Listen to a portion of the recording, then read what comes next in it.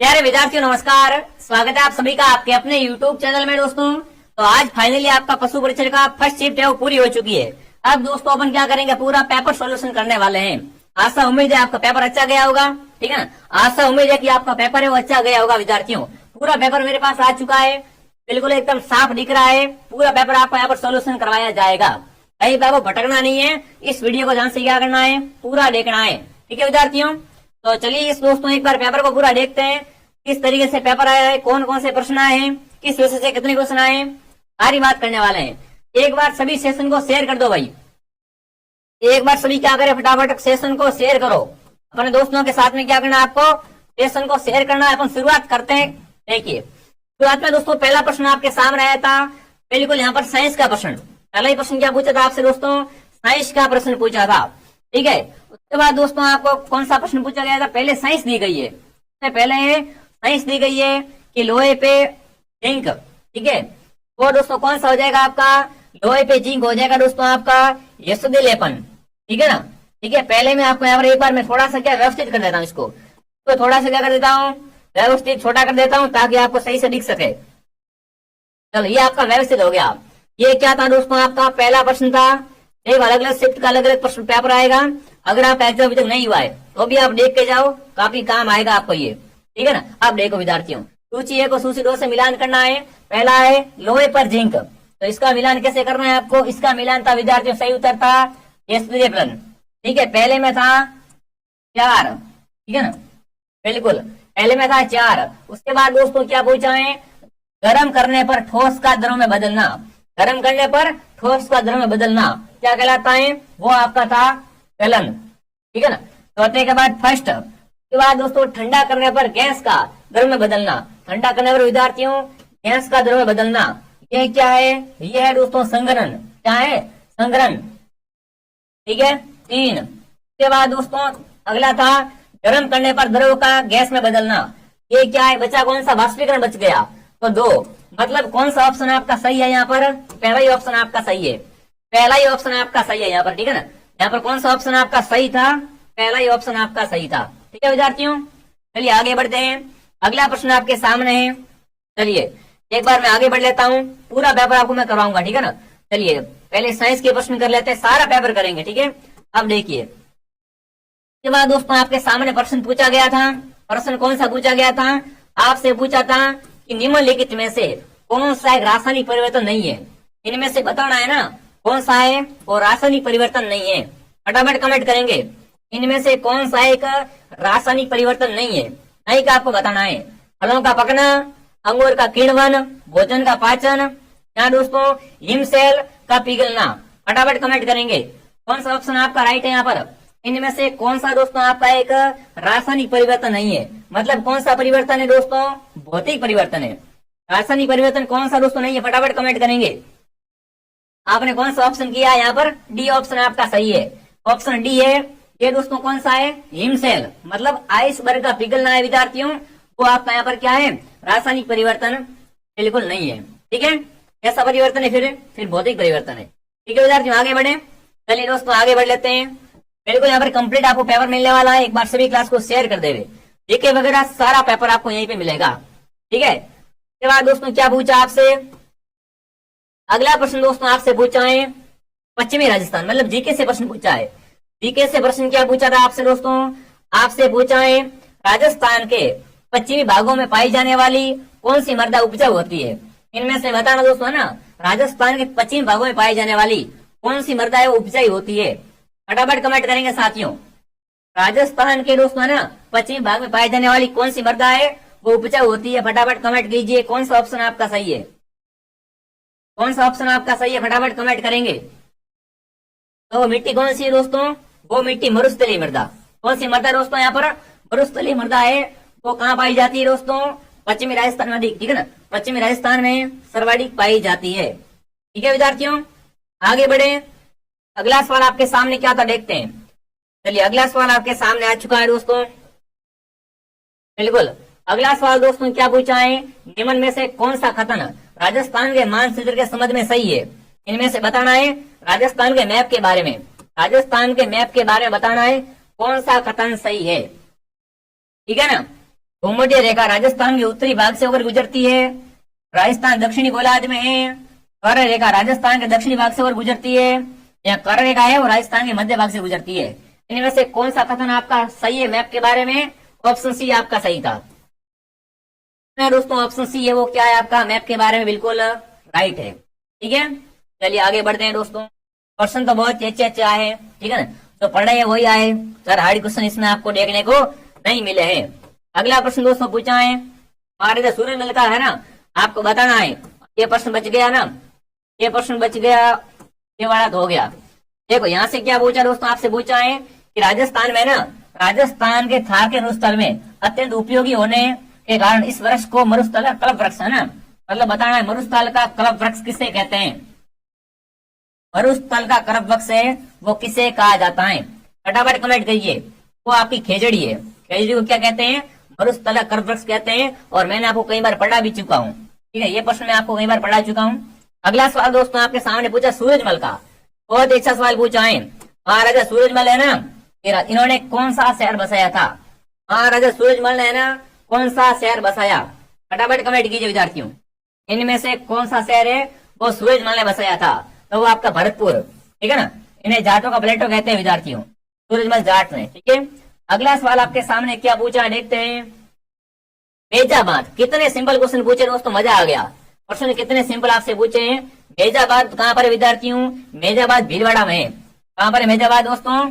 फैजाबाद भीलवाड़ा में। मैंने आपको बता चुका हूँ और काफी बार करवा भी था। ठीक है ना, अब फटाफट कमेंट करेंगे फैजाबाद किस नदी पर है? कोठारी पर है, लोनी पर, माई पर या सोम पर? तो फैजाबाद भीलवाड़ा में कोठारी पर। किस नदी पर विद्यार्थियों? कोठारी नदी पर है। ध्यान रखना विद्यार्थियों, कौन सा ऑप्शन आपका सही है यहाँ पर? ऑप्शन ए आपका सही है। ठीक है, आगे बढ़ते हैं। अगला सवाल क्या पूछा आपसे? अगला सवाल दोस्तों आपसे पूछा है कि दही किस जीवाणु की सूक्ष्म क्रिया से बनता है? दही किससे बनता है दोस्तों? दही बनता है लैक्टोबैसिल से। दही किससे बनता है दोस्तों? लैक्टोबैसिल से दही बनता है। ठीक है, आगे बढ़ते हैं। और क्या पूछा आपसे दोस्तों? और आपसे पूछा है, बिल्कुल इसको एक बार छोड़ते हैं। अगला पूछा दोस्तों राजस्थान में ना, राजस्थान में शरीर के कौन से भाग में हंसली पहनते हैं? हंसली आभूषण कहाँ पहनते हैं? हंसली कहाँ पहनते हैं? फटाफट कमेंट करेंगे। हाथ में, सिर पर, गर्दन में या कान में? हंसली कहाँ पहनते हैं? गर्दन में पहनते हैं। हंसली कहाँ पहनते हैं विद्यार्थियों? गर्दन में पहनते हैं। फटाफट कमेंट करेंगे। हंसली कहाँ पहनते हैं विद्यार्थियों? हंसली गर्दन का आभूषण है। ठीक है, आगे बढ़ते हैं। अगला पूछा है, अगला प्रश्न दोस्तों आपसे क्या पूछा है?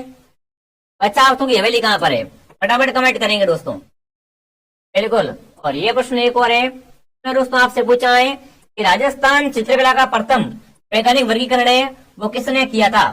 फटाफट कमेंट करेंगे दोस्तों। राजस्थान चित्रकला का प्रथम वैज्ञानिक वर्गीकरण है, ये किसने प्रस्तुत किया?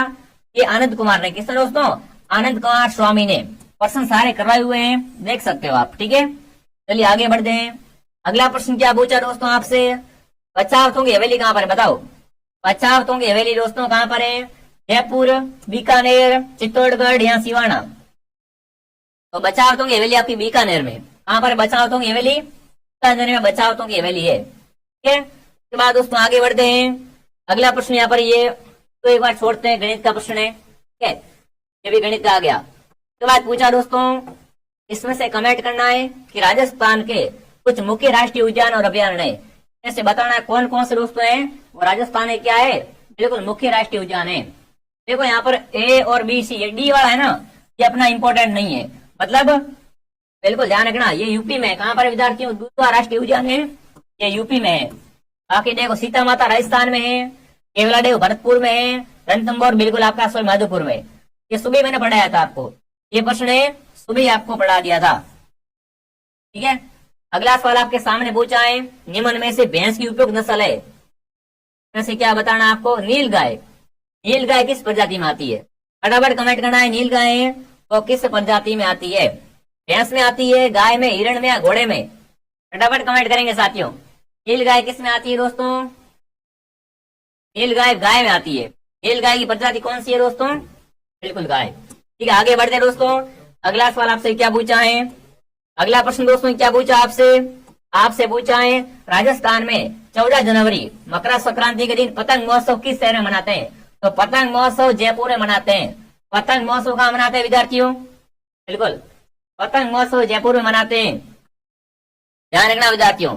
और बिल्कुल ऊपर वाले क्वेश्चन है, इसमें थोड़ी सी आप सुधार कर लेना। ऊपर वाले प्रश्न में क्या है विद्यार्थियों, नीलगाय है ना, ये हिरण की प्रजाति है, ठीक है, खाना भी भूल हो जाती है। अब दोस्तों आगे बढ़ते हैं, अगला सवाल आपसे क्या पूछा था, काफी पेपर एकदम अच्छा आया था ना, पेपर है वो क्या आया था, एकदम झकास पेपर आया था, ठीक है विद्यार्थियों। इनमें से आपको बताना है वन उन्मूलन के लिए हमारे लिए हानिकारक है, क्योंकि बताओ भाई वन उन्मूलन है ना, ये हमारे हानिकारक क्यों है, फटाफट कमेंट करेंगे विद्यार्थियों। मृदा की उर्वरा शक्ति बढ़ाता है, मृदा अपरदन बढ़ाता है, या मृदा अपरदन घटाता है, या वर्षा में वृद्धि करता है। बिल्कुल यहाँ पर कौन सा आपका राइट रहेगा, ये ऑप्शन आपका राइट है।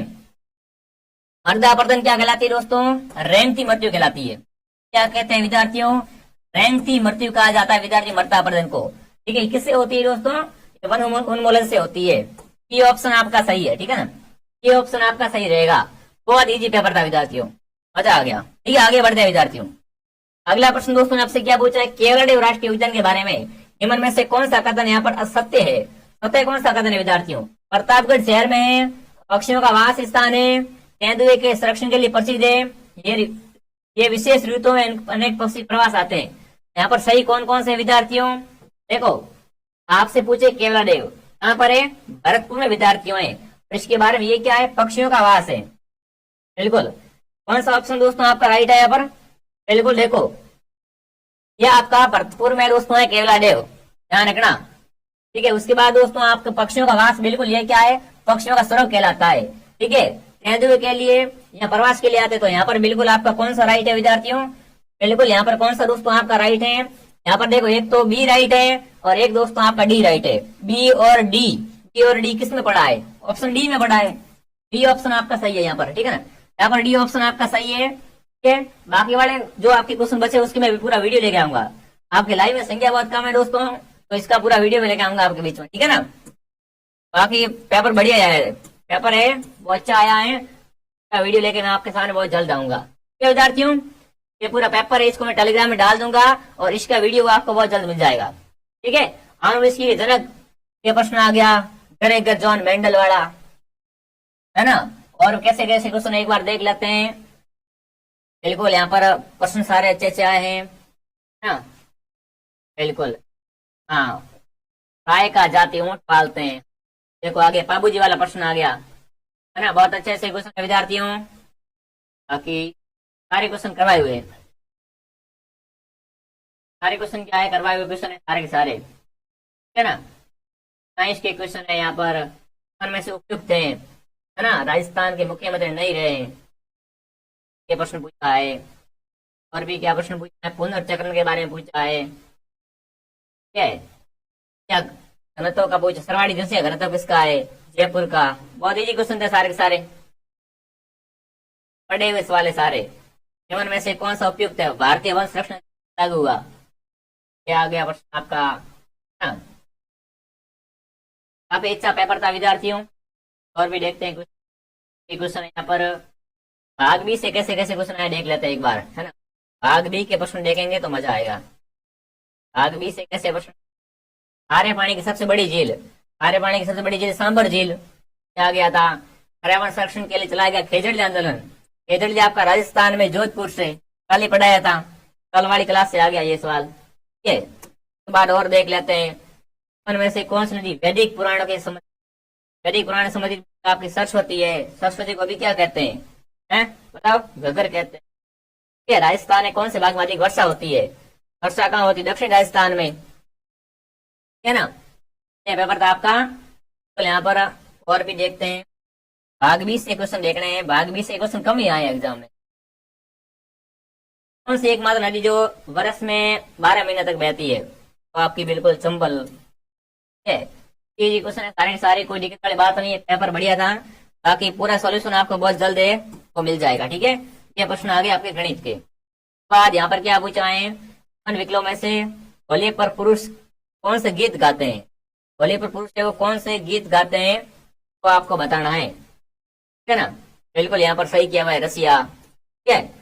और भी आगे बढ़ते हैं, यहाँ पर पूछा है कौन सा नृत्य बैठी हुई मुद्रा के रूप में किया जाता है, तो तेरे ताड़ी है, और ये रामदेव जी के मेले का आकर्षण है। ये क्या है दोस्तों, कामदेव जी के मेले का मुख्य आकर्षण है। कौन करता है? कामड़ जाति के महिला द्वारा किया जाता है।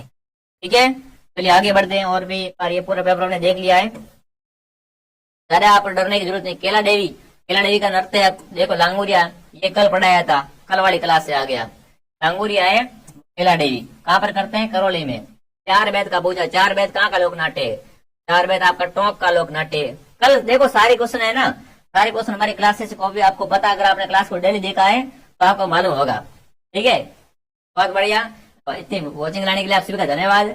अपने आप को मिलता हूं नेक्स्ट क्लास में इसका पूरा वीडियो लेके। ठीक है, जय हिंद जय भारत।